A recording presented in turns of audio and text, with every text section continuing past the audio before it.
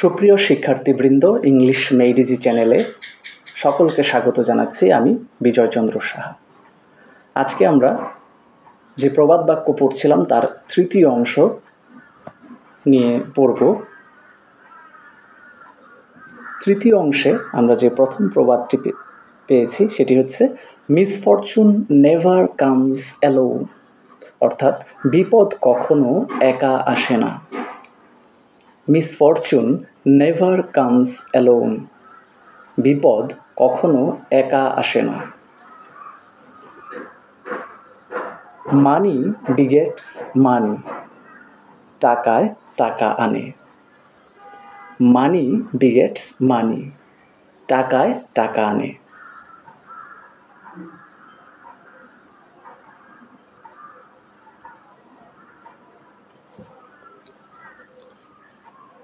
What is sport to the cat is death to the rat. অর্থাৎ আক্ষরিকভাবে যদি আমরা বুঝি, এখানে বলছে যে যেটা বিড়ালের কাছে যেটা খেলা সেটা ইঁদুরের কাছে মৃত্যু। অর্থাৎ কারো পৌষ মাস কারো সর্বনাশ। এটিকে আরেকটি যে বাক্য দিয়ে আরেকটি যে প্রবাদ রয়েছে ইংরেজি এর, যে নিরো ফিডলস হোয়াইল রোম বার্নস। আমি আবারও পড়ছি, what is sport to the cat is death to the rat, বা নিরো ফিডলস হোয়াইল রোম বার্নস। কারো পৌষ মাস কারো সর্বনাশ। Patience has its reward. সবুরে মেওয়া ফলে। Patience has its reward. সবুরে মেওয়া ফলে।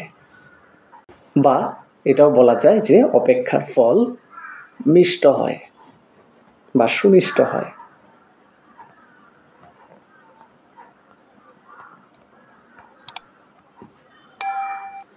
Prevention is better than cure. অর্থাৎ প্রতিকারের চেয়ে প্রতিরোধ ভালো। Prevention is better then cure, অর্থাৎ প্রতিকারের চেয়ে প্রতিরোধ ভালো। এখানে কি বোঝাচ্ছে যে আমরা যদি অসুস্থ হই তারপরে আমরা অনেক সময় প্রতিকার করি, কিন্তু তার চেয়ে যদি আমরা আগে থেকে সচেতন থাকি অর্থাৎ প্রতিরোধ করার চেষ্টা করি তাহলে সেটাকেই ভালো বলা হচ্ছে। Something is better then nothing, নাই মামার চেয়ে কানা মামা ভালো। Something is better then nothing, অর্থাৎ কোনো কিছু না থাকার চেয়ে কিছু থাকা ভালো। সেই অর্থে বোঝাচ্ছে নাই মামার চেয়ে কানা মামা ভালো।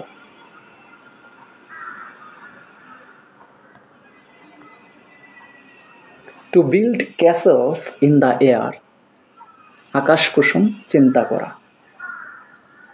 To build castles in the air, আকাশ কুসুম চিন্তা করা।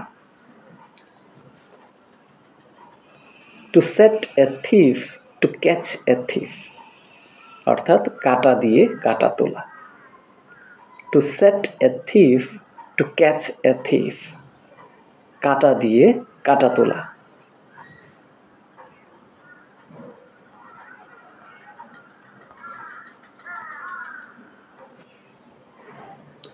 Two many cooks spoil the broth, অধিক সন্ন্যাসীতে গাজন নষ্ট। আক্ষরিক অর্থে যদি আমরা দেখি কি বলছি, যে too many cooks spoil the broth, অর্থাৎ যখন অনেক বেশি রাঁধুনি হয়ে যায় তখন দেখা যাচ্ছে যে যে রান্নাটা হচ্ছে সেটা নষ্ট হয়ে যায়, কারণ এক একজনের এক এক রকমের মত থাকে। সেই জন্য বোঝাচ্ছে too many cooks spoil the broth, অধিক সন্ন্যাসীতে গাজন নষ্ট। Too much cunning overreaches itself, অতি চালাকের গলায় দড়ি। Too much cunning overreaches itself, অতি চালাকের গলায় দড়ি। তো এই ছিল পার্ট 3-তে আমাদের আজকের প্রভার্বগুলো। পরবর্তী পার্ট 4-এ আমি আরও কিছু প্রভার্ব নিয়ে আসব। অর্থাৎ এখানে কিন্তু আমরা একই সাথে বাংলা এবং ইংরেজি প্রবাদ বাক্য শিখে ফেলতে পারছি। সেই পর্যন্ত ভালো থাকবেন সবাই। ধন্যবাদ সবাইকে। আর অবশ্যই চ্যানেলটিকে সাবস্ক্রাইব করবেন, লাইক, কমেন্ট, শেয়ার করে পাশে থাকবেন।